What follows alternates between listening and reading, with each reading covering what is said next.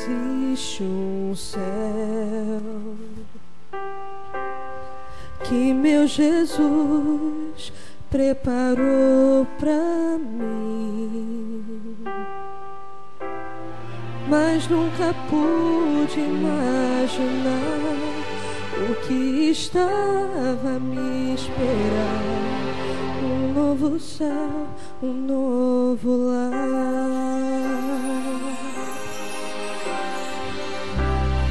belos jardins, lago de cristal, lindas mansões, vida eterna, flores que nunca murcharão, não há mais sombra do mal. Um novo céu, um novo lar.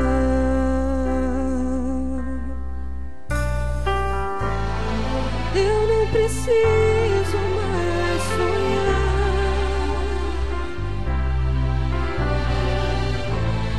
posso abraçar o meu Jesus.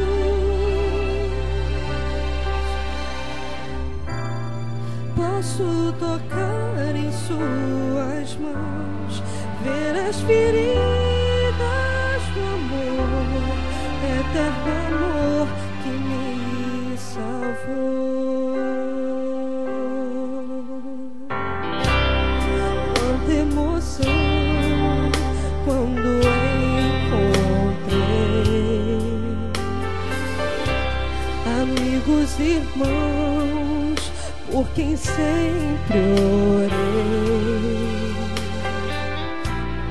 e os que dormiam no Senhor agora cantam em louvor. Glórias ao Rei, meu Salvador.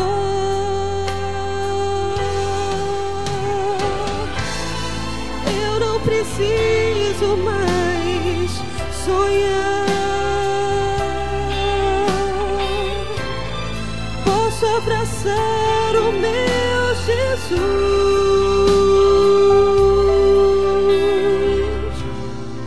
Posso tocar em suas mãos, ver as feridas do amor, eterno amor que me salvou.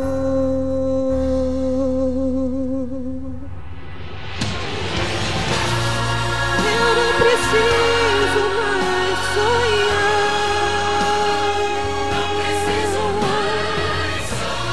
posso abraçar o meu Jesus. Posso tocar em suas mãos, ver as feridas do amor, eterno amor que me salvou.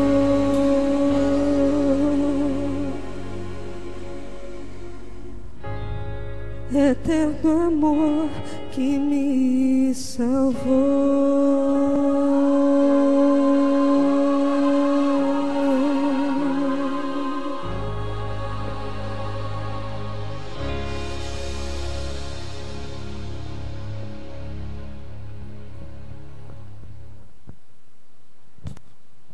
Bom dia, bom sábado a todos vocês. Eu tenho a responsabilidade hoje de fazer um sermonete. Eu consigo fazer sermões pequenos, quem me conhece sabe muito bem disso, mas o sermonete hoje está complicado. Abra sua Bíblia no livro de Jonas, no capítulo 1. Enquanto vocês abrem as suas Bíblias, algum visitante que não é adventista aqui conosco hoje,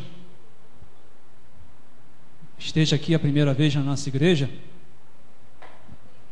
Não? Ela já ganhou aquele nosso livro especial, então eu queria presentear ela e qualquer um outro que esteja aqui conosco que não tenha recebido. eu não sei seu nome. Flávia, seja muito bem-vinda em nosso meio. A Flávia, pelo visto, é deficiente, mas Deus ama a todos e ela está aqui em nosso meio hoje, também vai receber a mensagem e a Cleonice está ajudando. Mais alguém? Temos alguém? Quem? Esta irmã aqui atrás? Andréia, por favor, me ajuda. Entrega este livro para a irmã. Para quem não sabe, eu acho difícil que alguém não saiba, nós vamos trabalhar hoje esse livro. Não só aqui nesta região, mas em toda a divisão sul-americana. Estaremos hoje, daqui a alguns instantes, distribuindo esse livro. Jonas capítulo 1.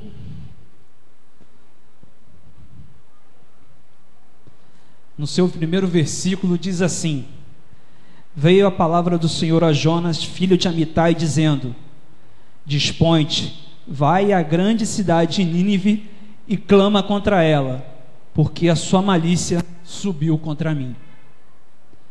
Nós vamos conversar um pouquinho sobre a história de Jonas. E como você e eu hoje, Jonas naquela época recebeu uma missão. Jonas foi incumbido de ir numa cidade e dizer para aquela cidade que aquela cidade estava tomando atitudes que desagradavam a Deus e que se eles não mudassem, seriam destruídos. E eu tive a impressão que Jonas era uma pessoa assim um pouco... Eu não sei se tem algum contador aqui, além de mim, mas contadores pensam muito antes de fazer as coisas. Raciocinam muito. E Jonas conhecia a fama daquela cidade. Nínive era uma cidade muito grande. Para vocês terem ideia, naquela época não haviam carros. Então tudo era feito andando. E se Nínive caminhasse pelo meio da sua cidade, ele começaria num dia e terminaria no final dessa cidade depois de 3 dias. Talvez Jonas tivesse pensado: vai dar muito trabalho, muito difícil. Se fosse só o problema de andar, mas aquele povo é muito mau. Aquele povo, no seu histórico, por ser uma cidade grande, que tinha muita mistura de gente, se desenvolveu ali a prática da maldade. E Jonas começou a achar: aquele povo é mau, Deus está mandando eu dizer para eles que eles vão ser destruídos, que eles vão morrer, e eles vão acabar me matando. E como muitos de nós, eu acredito que mensagens, elas não são feitas para grupos específicos de pessoas. Mensagens, de alguma forma, abrangem todos os membros de uma igreja e todas as pessoas. E como muitos de nós, Jonas teve uma atitude de: eu não vou fazer o trabalho de Deus, alguém vai fazer isso. Ele escolhe outro, procura outro, eu não vou. E ele, de uma certa forma, ele obedeceu a Deus, disse que iria obedecer a Deus, mas no meio do caminho pensou muito e fugiu. Conta o relato bíblico e depois, com mais tempo, vocês continuem lendo o livro de Jonas. É um livro pequenininho, gostoso de se ler. E Jonas foge, e a intenção dele era ir para a cidade de Tarsis. Vamos aqui imaginar que seja a gente indo para Niterói. Aí a gente vai ali para o terminal das barcas, e ele chegou ali em Jope, ali no terminal das barcas, na Praça 15, pagou uma passagem, entrou naquele barco e estava viajando para Tarsis. Só que Deus, quando Ele te pede algo, Ele sabe o que você pode fazer. Deus não... E mesmo que você não esteja preparado, Ele vai te preparar.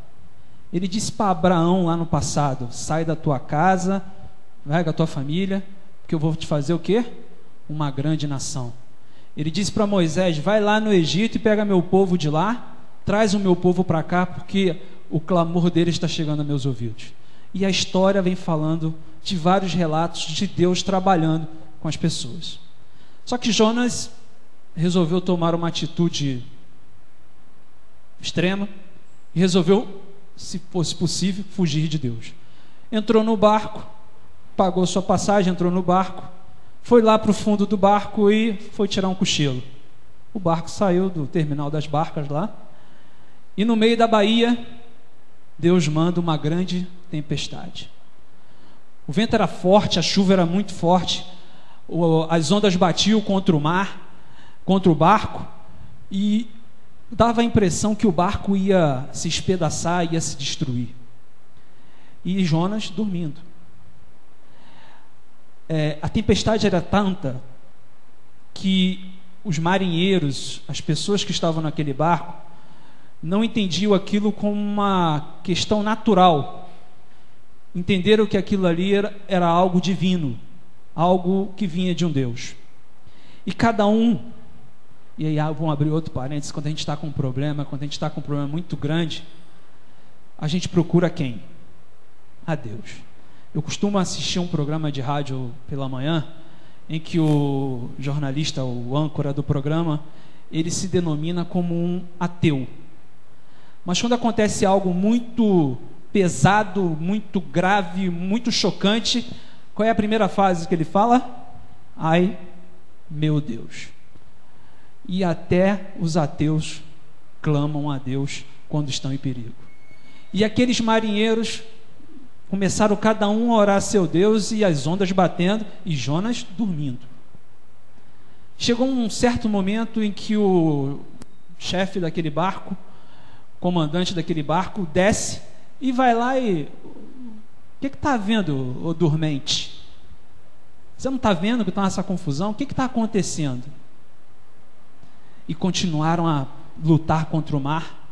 E percebendo que não estava dando jeito, resolveram cada um jogar, entendendo que era um ato divino, jogar sortes e tentar descobrir quem é que estava causando aquele problema ali dentro do barco. E jogando sortes, quem foi o sorteado? Jonas. E aí todo mundo vai em cima. Quem é você? Eu sou hebreu, sirvo ao Deus verdadeiro, o Senhor que fez o quê? A terra e o mar. Aí bateu o desespero dos marinheiros. Por que você fez isso? Porque quando Jonas entrou no barco, disse: olha, eu estou fugindo do meu Deus e estou indo embora. E aí quando ele: por que você fez isso com a gente? O que vai acontecer agora? E aí Jonas diz: me pega, me levanta e me joga no mar, que o mar vai acalmar. Mas quem sabe que existe um Deus verdadeiro fica com medo até de tomar atitudes contra esse Deus. E aqueles marinheiros preferiram continuar remando, porque não tinham coragem de jogar o servo do Senhor no mar, porque achavam que poderiam ser condenados. E continuaram remando, mas não conseguiam. E aí o Jonas fala: me joga no mar que o mar vai acalmar. Pegaram Jonas, jogaram Jonas no mar e o mar acalmou. Aquela atitude conseguiu salvar, de certa forma, converter aqueles marinheiros. O relato bíblico diz que aqueles homens fizeram votos a Deus e reconsideraram a sua vida diante do Senhor.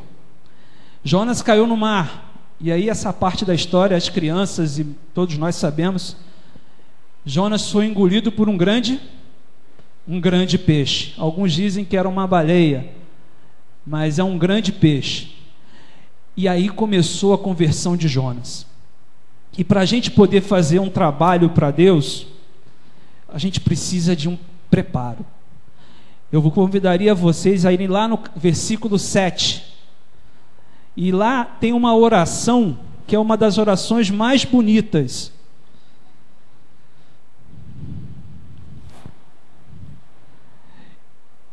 E lá tem a oração de Jonas. Não é o versículo... capítulo 2, desculpa. Capítulo 2 de Jonas. Então Jonas do ventre do peixe orou ao Senhor seu Deus e disse: na minha angústia clamei ao Senhor e ele me respondeu. Do ventre do abismo gritei e tu me ouviste a voz. pois me lançaste no profundo, no coração dos mares, e a corrente das águas me cercou. Todas as tuas ondas e as tuas vagas passaram por cima de mim. Então eu disse: lançado estou diante dos teus olhos, tornarei porventura a ver o seu santo templo? E as águas me cercaram até a alma, e o abismo me rodeou. E as águas se enrolaram na minha cabeça, desci até os fundamentos dos montes, desci até a terra, cujos ferrolhos se correram sobre mim para sempre. Contudo, fizeste subir da sepultura a minha vida, ó Senhor meu Deus. Quando dentro de mim desfalecia a minha alma, eu me lembrei do Senhor, e subiu a ti a minha oração no seu santo templo. Os que se entregam à idolatria vã abandonam aquele que lhe és misericordioso, mas com a voz do agradecimento eu te oferecerei sacrifício, o que votei e pagarei, ao Senhor pertence a salvação. Falou, pois, o Senhor a Jonas. Essa oração ele fez dentro do ventre do peixe. É uma oração maravilhosa. E Deus ouviu a sua oração. O peixe chega perto do mar, da costa, vomita o Jonas, e Jonas sai para a cidade. Só que Jonas tinha uma missão. E Deus fala para Jonas: vai na cidade que eu te mandei e leva aquela mensagem. O que vocês acham que ele fez? Depois dessa experiência com passar um tempo no estômago de um peixe. Jonas vai para aquela cidade, caminha os 3 dias de cidade, sai entrando pelas ruas da cidade, sai falando: olha, vocês estão errados com Deus, vocês estão pecando, o sangue dos inocentes que vocês mataram está sendo reivindicado por Deus. Dentro de 40 dias, se vocês não mudarem, Deus vai destruir essa cidade. A pregação de Jonas funcionou. A nossa pregação hoje também vai funcionar. A nossa mensagem hoje não é uma mensagem de destruição, mas uma mensagem de grande esperança. O resultado, com certeza, vai ser um resultado igual ou melhor do que Jonas conseguiu naquela cidade. Podem ter certeza disso. Pode ser até que nós não materializamos, vejamos pessoas assim, em grandes quantidades a entrarem na nossa igreja, mas a mensagem vai ser dada e ela vai surtir efeito. Jonas fez a mensagem, pregou naquela cidade e algo aconteceu de extraordinário. Pessoas mais afastadas, que não tinham nenhum tipo de conhecimento, que estavam muito distantes de Deus, aceitaram a Jesus. Começou algo extraordinário, um movimento muito grande naquela cidade. As pessoas começaram a se olhar uma para as outras, começaram a conversar uma com as outras e começaram a reconhecer: nós estamos perdidos. A coisa ganhou um grande vulto que o prefeito, vamos dizer assim, o prefeito daquela cidade decretou dizendo: faremos um grande jejum, um jejum tão grande que nem os nossos animais vão comer, porque talvez assim possamos conseguir a misericórdia do Deus verdadeiro. Foi feito isso. Jonas me deu a mensagem, e eu poderia terminar a mensagem agora dizendo: vamos lá fora, peguemos os livros, vamos distribuir, porque existem pessoas lá fora que estão ávidas a receber a mensagem de Deus. Mas ainda existe 2 minutinhos de mensagem, uma mensagem especial para você e para mim. Jonas sai daquela cidade e, como se quisesse uma autoafirmação, ficou esperando que aquela cidade realmente fosse destruída, porque ele era o profeta de Deus e aquilo que ele tinha pregado. Vai lá fora e fica fora da cidade, constrói uma cabana, e percebendo que Deus estava sendo misericordioso com ele, já tinha passado os 40 dias e nada acontecia, começou a reclamar com Deus. Tá vendo? Eu não queria vir aqui nessa cidade. Eu sei que tu é um Deus misericordioso e que tu ia passar a mão na cabeça desse pessoal. Vim aqui, agora as pessoas devem estar achando que eu sou um profeta fanfarrão. Contei uma história e nada disso vai acontecer. Mais uma vez, aquele homem que já tinha tido uma experiência com Deus de salvação, parece que numa crise de autoestima, começa a definhar e começa a profanar contra Deus. E Deus também queria salvar Jonas. E mais uma vez opera um milagre para salvar a Jonas. E Deus quer salvar a mim e quer salvar a você, que nasceu nessa igreja, que vive aqui dentro, e Ele quer salvar você também. Faz Deus nascer uma aboboreira. Numa noite a aboboreira cresce, cobre aquela cabana que ele fez e faz uma sombra, e Jonas fica todo satisfeito. No outro dia Deus manda um bicho que come a aboboreira, destrói a aboboreira e a aboboreira seca, e Jonas fica aborrecido. Deus manda um vento forte com aquele sol do Oriente na cabeça de Jonas, aquele vento, e ele sofre alguma espécie de queimadura, que chega a abrir uma fenda na sua cabeça, e ele desmaia e convalesce. Quando ele recorda seus sentidos, ele diz para Deus: seria bom que eu morresse, porque a minha vida não serve de nada. E Deus mais uma vez fala com Jonas da mesma forma que Ele fala com você. Por que está tão aborrecido? Por que fica aí aborrecido dizendo que é melhor morrer do que viver? Está aí tão preocupado com uma aboboreira que você não fez nada para crescer, que nasceu sozinha, fui eu que fiz ela crescer e ela morreu. Agora não está com pena de 120 mil homens que estão naquela cidade, que não sabe discernir o que está à mão direita da mão esquerda, e você está querendo que eu mate todos eles? Com a cara caída, meio desapontado, sofrendo um baque, Jonas entendeu que, de uma certa forma, estava querendo ser mais do que Deus. Queridos irmãos, nós vamos sair para um trabalho. Costumamos às vezes a querer fazer o trabalho do nosso jeito e não deixamos que Deus conduza o trabalho. Se coloque à disposição desse Deus. Algo especial está para acontecer. Não é todo dia que se entrega milhões e milhões de livros.